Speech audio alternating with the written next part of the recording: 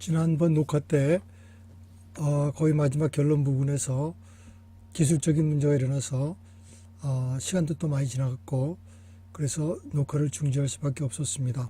그래서 부득이하게 4편으로 예수의 살아있는 신앙에 대해서 결론 부분으로서 지금부터 살아있는 예수의 신앙이라는 제목으로 말씀을 드리겠습니다.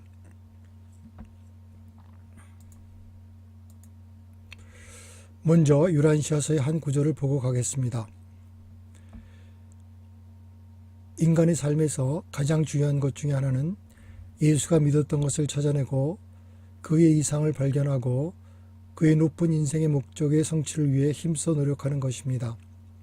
인간의 모든 지식 중에서 가장 높은 가치가 있는 것은 예수의 종교적 삶을 알고 그가 어떻게 그것을 살았는지 아는 것입니다. 예수는 하나님의 뜻을 실행하고 형제 인간들을 위해 봉사하는 개인적 경험의 종교를 세웠습니다. 예수의 살아있는 신앙은 이 세계에서 인간의 운명을 형성하는 가장 강력한 힘입니다. 2000년이 채 안 되는 동안 인류의 긴 역사에 보면 정말 짧은 시간이지만 그것은 이 행성의 모든 삶에 이제껏 다스렸던 어떤 왕보다, 이제껏 진군했던 어떤 군대보다, 이제껏 항해했던 어떤 함대보다 더 많은 영향을 끼쳤습니다. 정말로 원자폭탄이나 원자력의 도래보다 더 큰 영향이었습니다. 우리 가운데 와서 살았던 그의 이러한 엄청난 삶의 핵심은 무엇일까요? 예수의 전체 삶은 하나님 의식에 집중되어 있었습니다. 그리고 그가 가지고 살았던 모든 믿음은 이 하늘 아버지와의 관계에서 나온 것이었습니다. 그의 역동적이고 살아있는 믿음은 그의 모든 가르침의 근원이었습니다. 먼저 예수는 하나님이 우주를 확실하고 궁극적으로 통치하고 계시고 하나님의 아버지로서 자녀를 사랑하듯이 인간을 사랑한다는 것을 믿고 가르쳤습니다. 예수는 우리에게 하나님은 우리의 하늘 아버지이시고 따라서 우리는 아무것도 걱정할 필요가 없다고 확신시켰습니다. 예수는 두려움에 차서 열등감으로 상처를 입은 채 언덕 아래로 내려가는 젊은이에게 자신이 하나님의 아들임을 인식함으로써 잘못 형성된 자신의 모습에서 그가 자유로워질 수 있다고 말했습니다. 새롭게 태어난 영으로 살라고 하면서 예수는 말했습니다.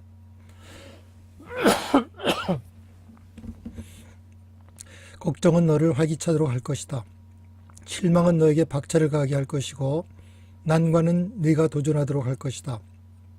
장애물은 네가 자극을 받도록 할 것이다. 젊은이여 깨어나라.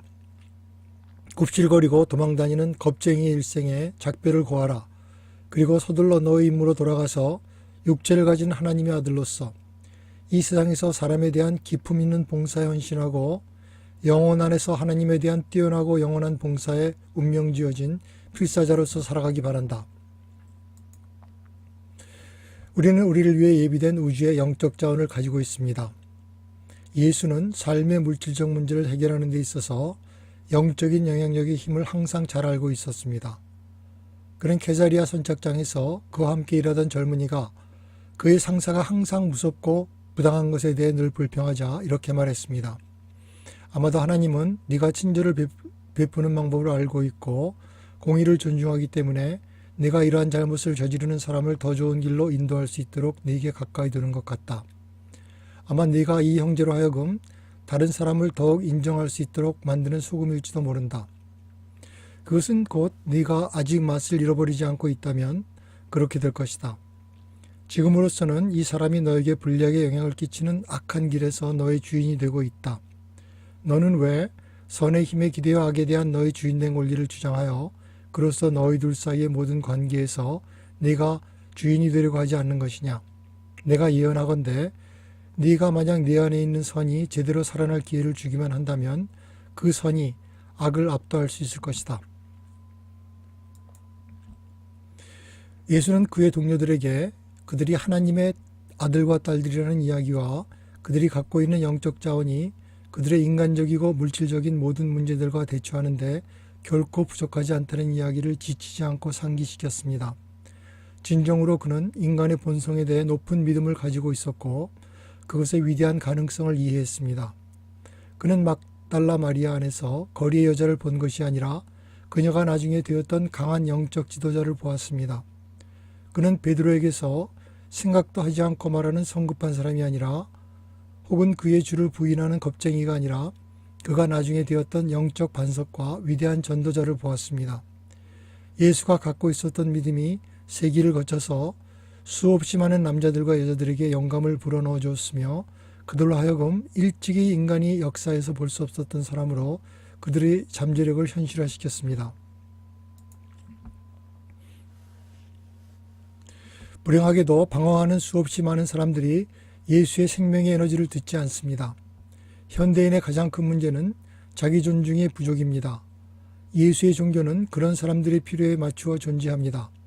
예수는 가장 천한 인간일지라도 모두 하나님의 아들과 딸이며 그들이 이 사실을 인식하고 받아들일 때 그들에게 놀라운 자기 존중이 생긴다고 선언했습니다. 우리 삶 속의 대부분의 힘든 문제들이 우리들 자신에 대한 부정적인 인식과 그 결과 생기는 삶에 대한 부정적인 개념으로부터 생깁니다.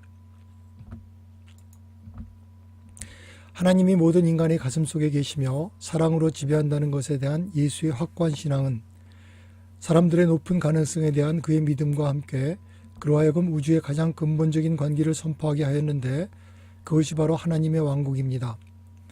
하나님의 아버지 되심과 모든 사람들의 형제됨이 이 영적 왕국의 근본적인 기초가 됩니다.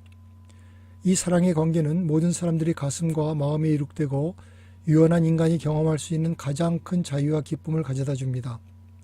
이 영적 왕국으로 들어가는 데 필요한 없어서는 안 될 두 가지 조건은 성실한 신앙과 그리고 진리에 대한 갈망입니다. 예수는 진리를 받아들이는 것이 영적 경험의 요체라고 가르쳤습니다. 너희가 진리를 알 것이니 그 진리가 너희를 자유롭게 하리라. 예수의 시대에 600개 이상의 생활규칙이 유대인들의 종교생활을 지배했고 그들의 모든 삶의 분야를 통제했습니다. 하나님의 왕국은 진정한 영적 자유를 창조합니다. 예수의 종교를 따르는 자는 우주의 시간을 초월하는 영적 원칙에 의해서 삶을 살고 기성화된 종교적 규칙에 따라 살지 않습니다.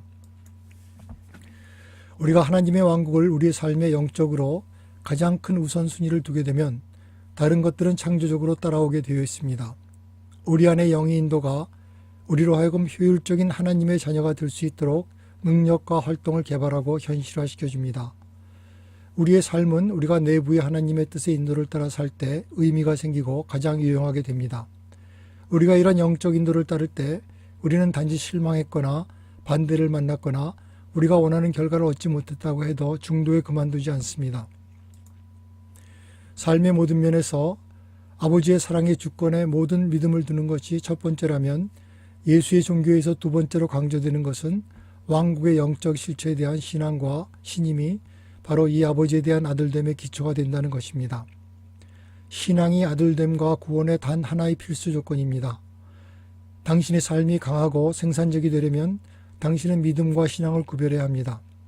믿음은 지적인 동의이고 그에 따라 삶을 살 수도 있고 안 살 수도 있습니다. 심리적인 마음의 상태가 신앙으로 바뀔 때는 우리가 전심을 다해 따름으로 그것이 우리의 삶을 지배할 때입니다. 믿음은 제한되고 억제되어 있습니다. 신앙은 확대되고 해방시키고 성장합니다. 믿음은 교조주의가 되기 십상인데 신앙은 개방과 자유를 향해 나아갑니다. 믿음은 간접 경험과 집단 소유가 될 수 있지만 신앙은 개인적이어야만 합니다. 영적 신앙은 굴복시킬 수 없습니다. 그것은 우리의 안이함과 동물적 경향에 대한 충동에도 불구하고 우리로 하여금 성장하고 진보하게 합니다. 그것은 역경과 반대와 실패에도 용기와 신임을 만들어냅니다. 신앙은 개인을 통해 작동하며 인간의 이기주의나 사회적 적대감, 산업적 탐욕주의나 정치적 불균형에도 불구하고 정의와 이타주의가 지속되도록 늘 힘을 지원합니다. 우리는 신앙의 위기를 경험하고 있는 문화 속에서 살고 있습니다.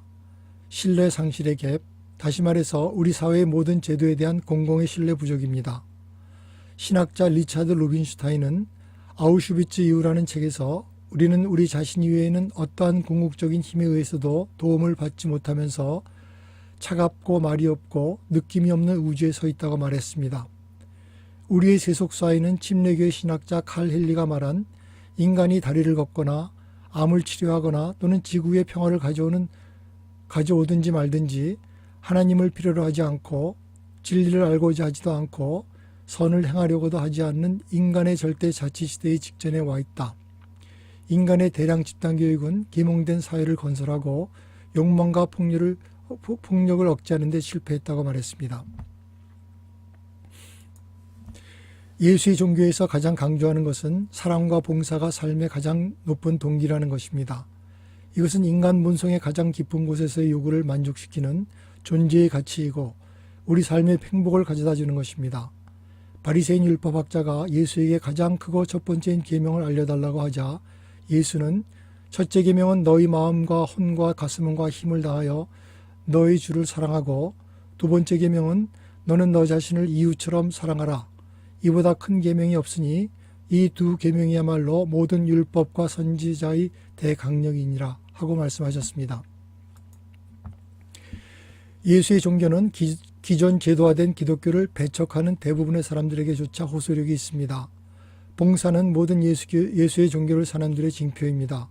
우리는 하늘 존재에게서 이런 말을 들었습니다.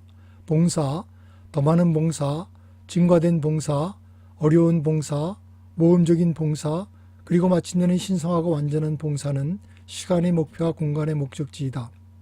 모든 사람에게 본능적으로 세상에서 갖는 모든 아름다운 감정도 단 하나의 사랑 행동만큼 중요하지 않다. 하나님과의 역동적인 관계를 경험한 사람은 누구든지, 그리고 이제까지 이런 관계의 요구에 자신을 헌신해왔었던 누구든지 그것에 대해서 무엇인가를 실천해야 한다. 진정한 종교는 행동해야 한다. 그러한 봉사는 궁핍하고 아무것도 줄 곳이 없어 보이는 자에게도 가능합니다. 봉사는 인생에서 무엇인가 크고 중요한 일에만 연결되어 있는 것이 아닙니다. 그것은 작고 중요하지 않게 보이는 일들을 포함합니다. 예수가 말하고 행한 진정으로 중요한 일들 가운데 많은 일들은 우연히 일어난 듯이 보였습니다. 그가 지날 때 이런 식으로 일이 이루어졌습니다. 때때로 우리가 하는 친절하고 사려 깊은 작은 일들이 오랫동안 기억이 됩니다. 그리고 오래 계속되는 결과를 가져옵니다. 매일의 삶에서 가장 큰 도전은 자신에게 의미 있는 계획을 발견하고 헌신하는 것입니다. 하나님은 당신을 위한 목적을 가지고 있고 당신의 위대한 기회 중 하나는 그 계획을 발견하고 따르는 것입니다. 마지막으로 예수의 종교는 충실함과 용기를 요구합니다. 용기는 예수의 가르침의 핵심입니다. 두려워 말라. 그것이 바로 그의 표어였고 인내는 그가 생각하는 성격의 이상이었습니다. 예수의 가르침은 용기와 담대함 그리고 영웅의 종교이었습니다. 그는 선언했습니다. 이 세상의 어떤 군대도 모든 세상으로 나아가 하나님의 아버지 신분과 사람들의 형제 신분이란 기쁜 소식을 전파하게 될 너희와 너희의 충성스러운 계승자들이 제시하는 것보다 더 큰 용기와 용감함을 보여준 적이 이제까지 없었다. 누구든지 예수의 종교 안에 따르고 성장하는 자는 반대에 직면하게 될 것이 거의 확실합니다. 이기심과 탐욕은 언제나 사랑의 누룩에 저항을 하고 자기중심의 자만심과 스스로 어렵다 함은 다른 사람들의 창조적 표현을 언제나 억누르려고 합니다. 고정관념화된 종교적 도구만은 진리의 영이 확장된 통찰과 언제나 대립할 준비가 되어 있습니다. 예수는 가르치기를 어떤 것도 영의 인도를 따라 사는 하나님의 아들과 딸들을 궁극적으로 패배시킬 수 있는 것은 없다고 했습니다. 우리는 진리와 아름다움과 선함의 개척자가 된 것에 두려움 없이 기쁘게 살아야 합니다. 진리의 행진은 오직 몸만 죽일 수 있는 자들에 의해서 멈춰질 수 없습니다. 예수는 그가 그의 시절의 종교적 교조주의와 제도적 권위에 영합하기만 했다면 십자가를 피할 수 있었을 것입니다. 소크라테스는 그가 아테네의 젊은이들을 가르치는 것을 멈추기만 했더라면 독을 마시는 것을 강요당하지 않았을 것입니다. 조다노 브루노는 그가 코페르니쿠스에 의해서 묘사된 새로운 천문학의 우주를 믿는 것을 부인하기만 했더라도 처형당하지 않았을 것입니다. 윌리엄 틴데일은 그가 성경을 영어로 발간하지만 않았더라면 순교하지 않았을 것입니다. 예수의 종교를 용맹스럽게 따르는 수많은 사람들이 그들의 신앙을 따라 살고 증거하는 용기를 갖고 있었고, 그래서 진리와 아름다움과 선함이 바로 모든 사람들의 가슴 속에 있는 하나님의 법 아래서 우리 행성에서 성장하고 퍼져갔습니다. 이것이 성장의 비용입니다. 예수는 말씀하십니다.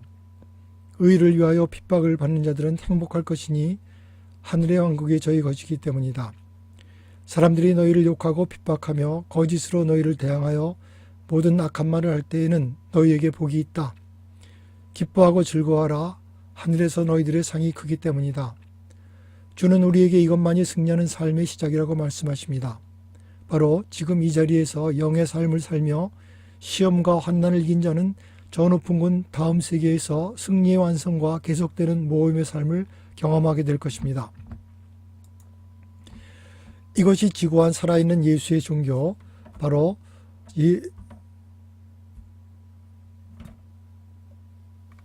하나님의 아버지 되심에 대한 심원한 믿음입니다. 인간의 삶에서 최고의 관계로서 하나님의 왕국에 대한 그의 절대적인 신앙은 현실화되었습니다. 그것은 그의 사랑의 삶 속에서 감사의 반응과 하나님과 그의 동료들을 향한 그의 봉사, 그리고 삶의 어떤 순간에서라도 아버지의 길을 따르는 충직한 용기로서 나타났습니다. 이 네 가지 예수의 종교의 기본 원칙이 당신의 삶의 지배적인 법칙이 될 때 당신은 삶의 모든 개인적이고 물질적인 문제들을 해결할 수 있는 영적 자원을 소유하게 될 것입니다. 네 가지 원칙이란 다시 말씀드리면, 첫째, 스스로 하나님의 아들과 딸임을 인식하면 놀라운 자존감이 생긴다. 둘째, 언제나 내부의 하나님의 인도를 따르고자 한다. 셋째, 예수의 종교에서 가장 중요하게 생각하는 사랑과 봉사이다. 넷째, 예수의 종교는 충실함과 용기를 필요로 한다. 이것들이 신실하고 창조적인 삶의 기반입니다. 예수는 이 땅에 살았던 누구보다 위대한 사람입니다. 그가 보여준 신앙은 바로 우리가 추구해야 할 신앙입니다. 그가 경험한 풍성한 삶은 또한 우리의 것이 될 수 있습니다. 그는 이 영적 성장과 완성과 권능의 삶으로 우리를 인도하기를 갈망하고 있습니다. 예수는 영으로 당신의 가슴의 문 앞에서 서서 두드리고 계십니다. 그는 우리를 의미 있는 삶 속으로 인도하기를 원합니다. 그는 우리의 삶을 하나님과의 동역자 관계를 통해서 중요하게 만들고 싶어 합니다. 하지만 오직 자신만이 그를 받아들일 수 있습니다. 오직 자신만이 자신이 가진 모든 것과 자신을 그에게 줄 수 있습니다. 당신이 당신 자신과 당신의 모든 것을 그에게 드릴 때 우리는 지금의 우리보다 더욱 위대해질 수 있다는 것을 감히 말해줄 수 있습니다.